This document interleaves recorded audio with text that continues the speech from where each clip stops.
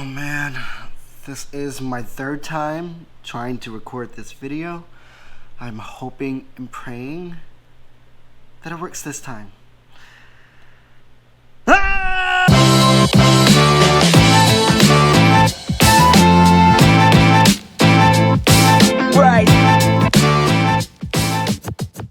Hey guys, how's it going? It is your boy DQ back at you again with yet another video. If you are brand new to my channel, welcome. Nice to meet you. I post all things Australia and Germany with the occasional travel vlog and also family challenge. If that sounds like your cup of tea, don't forget to hit that subscribe button. Also give this video a thumbs up and comment down below. It really helps out my video and helps my video get noticed and everything by the algorithm as well. So, sorry about the screaming at the beginning. If you guys can't tell, this is actually my third time trying to record this video. So what happened the first time was I did it, everything went smooth and everything, and then as I was editing my video, my program crashed. All of the recordings that I had from my camera that I'm using now worked. The screen record was completely corrupted, and so what happened? I couldn't do this video. Second time I recorded this video, I heard audio at the beginning. Somehow when I started recording the video, all the audio cut out. So, no audio. As you can see, this is not a short video. This is a semi-long video. I was thinking, oh, I can play it off and act like this is my first time watching this, because the first time I did this video, it was my first time watching this. But now, this is going to be my third time watching this video. I'm hoping this works this time. Since this is my third time, I've managed to watch a couple of these other videos from these other YouTubers. So if you can't tell from the title description, from the title, I am doing a react video to 10 things that Australians hate about Americans. This is made by Bella Rose and in a reaction to Tristan Kun, who's absolutely killing it right now. You're doing a great job, Tristan. Keep it up. Your thumbnails are on point. And yeah, also Tristan, you're kind of cute. If you're single. Oh my god, did I just do that? Should I edit it out? No. You know what? Is YouTube doing this to me? Yeah. Oh well, shoot your shot, right? But anyways, I'm gonna be reacting to this video and I hope this works this time. I will also post Tara's and Tristan's links to their videos and also to their channels down below as well, so you guys can check those out. And yeah, let's start this video. Call me Karen, because today, USA, I want to speak to your manager. Okay, so how she actually started this video is right on point. For those of you who don't know, Karen is what we're actually calling white, I would say probably white middle-aged, well-off women who are always complaining and everything. It's like, oh, I want to speak to your manager. They are super entitled and everything. And I love how she's sipping her tea, because we're always like, oh, what's the tea? Spill the tea. So I absolutely love that. So right off the bat, she's doing really well embodying what an American is. Here are 10 things I hate as an Australian about America. But there's also a lot of things I like about America. Still, let me get a visa. I want to go to the Arctic Wildlife Reserve, so please. No. Okay, so it's actually really easy to get a visa to the US if you're coming on a tourist visa. Maybe she wants to stay for a longer period of time, so that's what she's talking about. Not quite sure, but yeah, we'll see if she should be granted that visa after this video. Number 1, tax. When you enter a shop in the United States, you will see a price tag. But this price tag never includes tax. Say I'm going to Macca's to buy a $1 frozen Coke. I've got my dollar, I'm walking in, I'm going to the cashier to pay her my dollar. She will ask for like $1.05 because the dollar didn't include tax. She has a huge point here. I don't know why it's like this in the US. Obviously, the US is super big and different states have their own taxes, and I believe cities in each state also have their own taxes and whatnot. But even still, it varies by like pennies, and the tax rarely ever goes up or down. I know when I'm working at places, I typically remember the prices, and if I'm wrong, is literally by 1 or 2 cents. So I don't think those 1 or 2 cents will make a big deal. So I don't know why we don't have this. This is also something that I cannot stand about the US. I'm aware this is quite petty, but this guy complained about walking into a petrol station, So that's actually Tristan, what she's talking about. And he did complain about going into a petrol station. I just said petrol. It's not petrol, it's gas. Into a gas station, you know? Because you can't pay at the pump. But then I saw his reaction. He makes a really good point that they want you to go in there so you can buy more and whatnot. But you know what? To each their own. I get a pass. But this point's not even really valid. In America, they don't actually have frozen Cokes. They got us. Pause. We do have frozen Cokes. I don't know where you were, but we do have frozen Cokes. Cokes. Maybe it's like a regional thing or something, but McDonald's has frozen Cokes. Slushy, like a couple of months ago, but it's not even Coke flavored. Which brings me to my next. I personally don't eat fast food, so I wouldn't know too much about the slushies, but they look good. They look dank, and you don't really need a Coke flavored slushie. I mean, can't you just do that at home? Get some Coke, get some ice, put it in a blender. That works too, right? Point. Macca's. No, it's not Macca's, it is McDonald's. McDonald's. Where did you guys get Macca's from? It's an American company. We say Mickey D's, so it's right. Macca's is not right. Where did you get Macca's from? McDonald's. Macca's, McDonald's. You're missing literally the Donald part of the McDonald's. Come on now. Over there, they call it Mickey D's. I don't know why. Doesn't have McCafe. Doesn't have frozen Cokes. Until 2018. We do have McCafe. Served their drinks in a styrofoam cup. I think that a lot of the places still have styrofoam cups. I'm not 100% sure. I might be missing something with the styrofoam cups. Maybe it's not good for the economy or something. I might be missing something there. I'm not quite sure. But as far as I'm aware, they still have the styrofoam cups. I know other places like Cookout and stuff, they have styrofoam cups. Doesn't have the almighty McMuffin and the big brekkie burger. Brekkie is definitely an Australian thing, so obviously we won't have a big brekkie burger.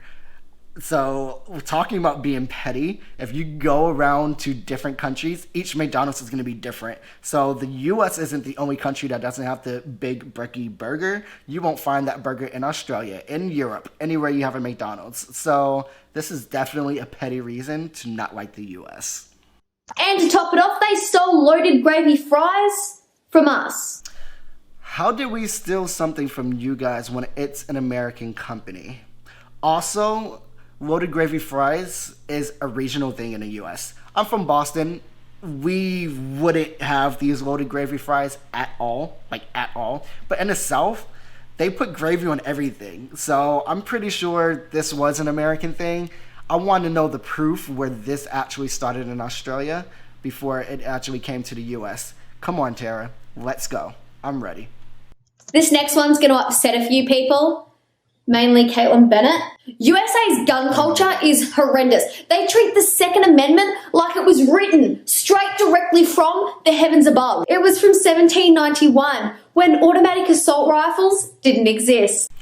I completely agree with her on this point. I do think that gun violence and guns in the US are kind of like, it's out of hand. That being said, I personally love going shooting. I've gone shooting, I've shot different types of guns, semi-automatics, pistols, etc. But I personally do not own a gun. I don't want to own a gun. I don't see the need to own a gun because I've never once had any trouble at home or anything. So I don't understand why people are like, oh, I need to protect my family and have 5, 6, 7, 10, 20 guns.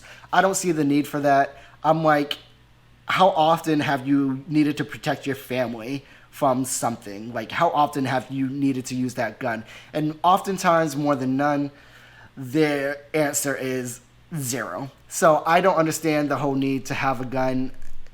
Like, I don't know. I don't get it.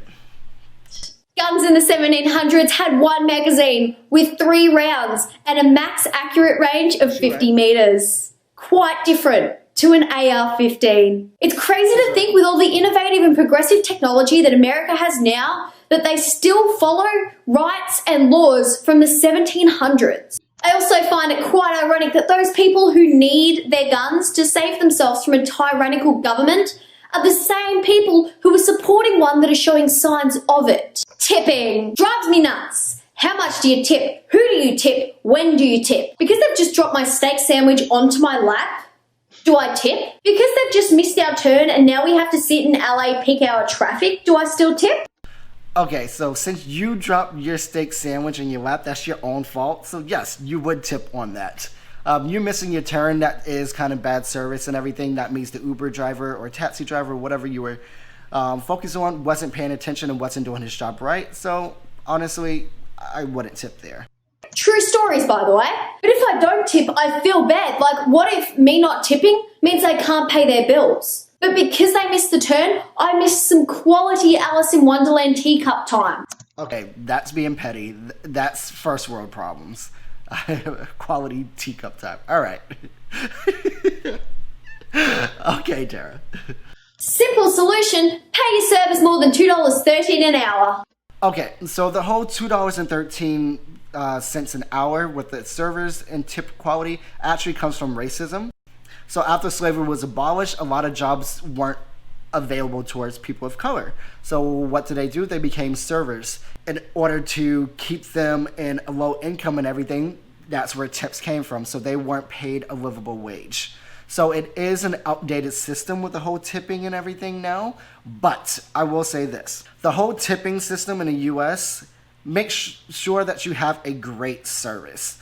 If you compare the hospitality and restaurants and everything in the US compared to a lot of other places in the world, the service in the US is amazing.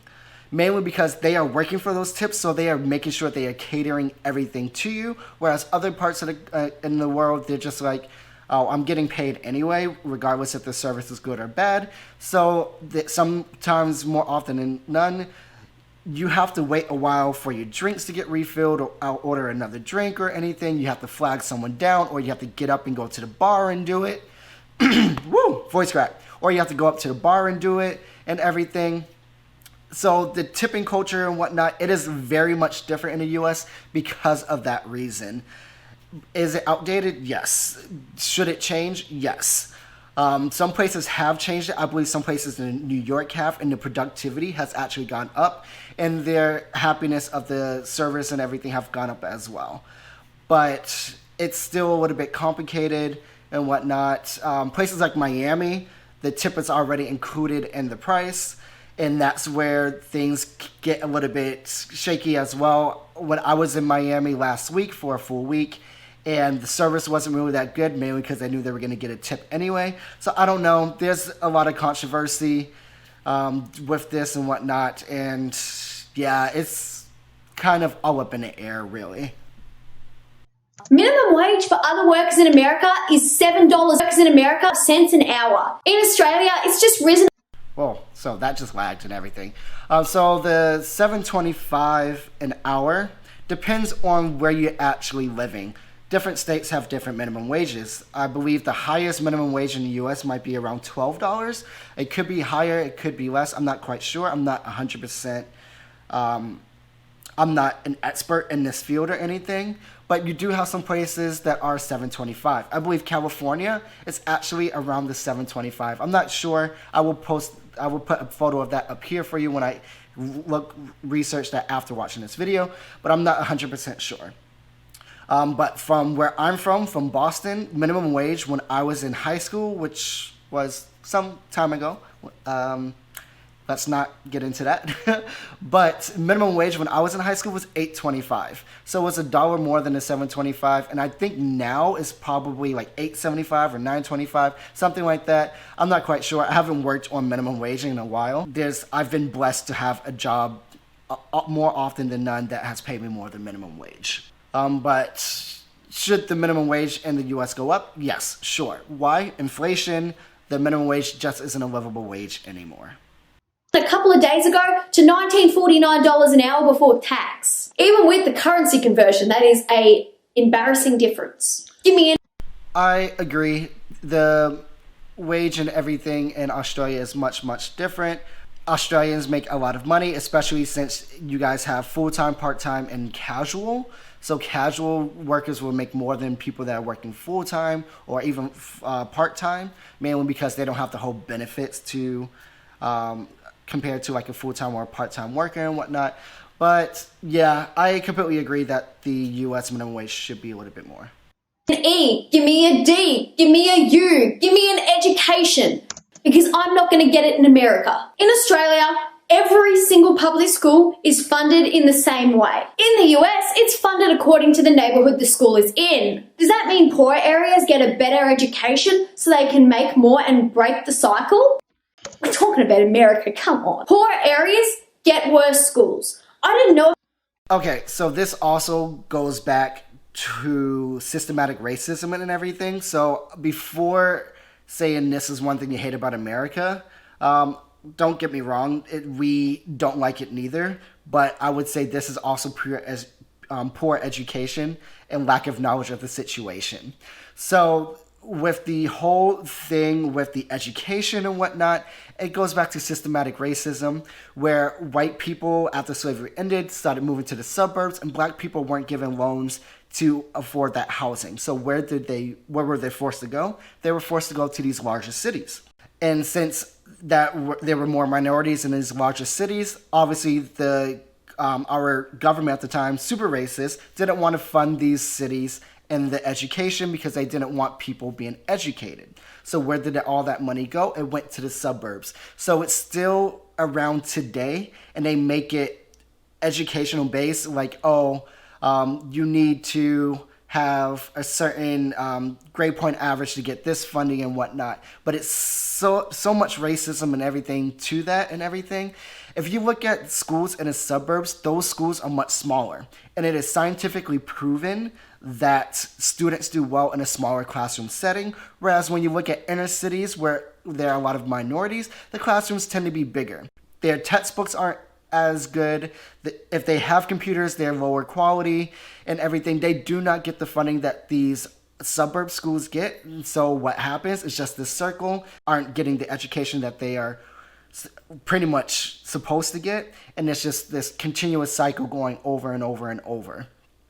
But that is pretty much what the Black Lives Matter movement is now. A lot of people think it's just police brutality, but it's so much more than that. It's about systematic racism. It's about proper funding for these schools. It is about so much more than just police brutality. And so I think one needs to educate themselves on this subject before actually speaking about it.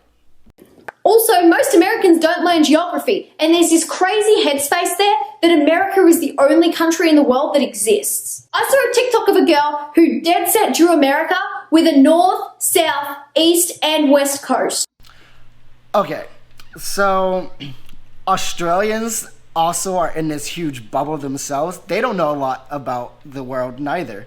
Mainly because Australia is so big and is so far away. They might know a little bit about Asia, but no. A lot of Australians that I knew didn't know much about Europe. They know about the UK because there's a lot of English people in Australia. There's a lot of Irish. There's a lot of Scots. So they know about those countries, but they were oblivious to a lot of things that were going on into the US. They were super uneducated about the situation and also about a lot of things that were going on in Europe. So I don't think this is necessarily a US thing, but I don't know why you're complaining about Americans when you say America anyway, because you keep referencing the United States in this video as America. So even you are saying that America is the United States. So when people say America and they talk about the North, South, East and West, you're kind of agreeing with that by just calling the United States America.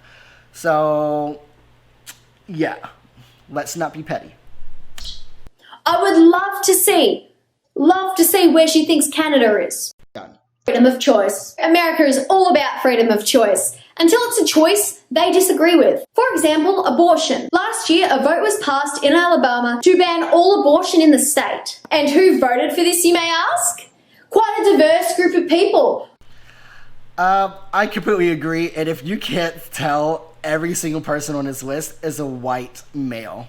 So there are no women, there's no people of color, they are white men, and we know this is an issue in our government. I'm sure this law affects every single one of them, personally and deeply. Yeah, I agree with you. Healthcare.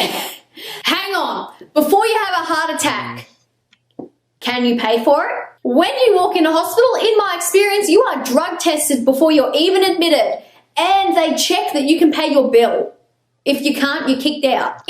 I agree. The healthcare system in the U.S. is horrible, and also because of COVID, I'm uninsured right now. So if anything happened to me, then I'm SOL. In Australia, I can walk up to my local public hospital with a severed leg. I wouldn't be walking if I have a severed leg. I'd be crawling with my leg juices falling out and get free treatment. Or if I choose, I could go to a private hospital. It's so funny because even though I've seen this video twice already, I did not catch that the other 2 times. So that's actually kind of funny. Oh man, that was good. And pay for it with insurance or out of my pocket if I choose. It's all about choice. But guess what? Choice. You can have a choice. Wildlife. Now, I'm not going to be up here and complain about wildlife because I think American animals are quite cool. Did you know that the timber wolf can travel 20 kilometers in a single day? That's pretty impressive. Many complained they don't use the metric system. Pretty much everywhere else does. Why don't you? But instead of complaining about wildlife, I'm going to talk about the lack of government care for it. Just last week, Trump announced that he intends to lift the ban that allows the baiting and killing of hibernating bears and wolves in Alaska. Under this, caribou will now be able to be shot from boats. Artificial lights will be able to be used to go into wolf dens to kill the mother and her pups. And under this, animals will be able to be targeted from aircraft and snowmobiles. But wait, there's more. He also intends to scale back a century-old law protecting most American birds. If this law's lifted, this will cause billions of bird deaths. I find it interesting that he will change old laws, just not a 300-year-old one that'll protect his citizens. Number 10. Trump. Speed round. Wildlife laws. Corona. The numbers speak for themselves. 18,000 public lies that we know about since coming to office. Asked a court to declare the Affordable Health Care Act is unconstitutional. We know Trump is an issue. We get it. But let's talk about ScoMo, Scott Morrison. You guys aren't that fond of him neither. I know a lot of people that are complaining about him. And what's up with your government? You guys have a new prime minister like every year, so come on now. Eliminated pollution standards for power plants, oil and gas facilities. Nominated an EPA administrator that denies climate change. Signed not 1, but 2 Muslim and refugee bans. Made it easier for fugitives to buy guns. Proposed to defund Planned Parenthood. And he's now attempting to lower healthcare protection for transgender people. Disgusting. Agreed. So Tristan Kuhn, don't throw stones in glass houses. Oh man. That is a very interesting video. She has a lot of points and everything. And I completely agree with a lot of things that she mentioned in that video. But some things I don't agree with. Mainly the whole education thing. And there's more or less a lot of facts and knowledge not known about all that stuff that's going on. And so I think that one should educate themselves a little bit more about that before actually commenting on it and whatnot. So click this video right here to see my last react video on how to speak Australian. It was actually super funny and I didn't know a lot of the words. So yeah, it's pretty useful. And depending on when you're watching this, if you're watching this after September 28th, click this video right here to see my reaction to this, where I'm actually giving 10 reasons why Americans hate Australians. These are gonna be my 10 reasons. So yeah, talking about glass houses, let's go girl. But other than that, I will see you guys in the next video. Peace out.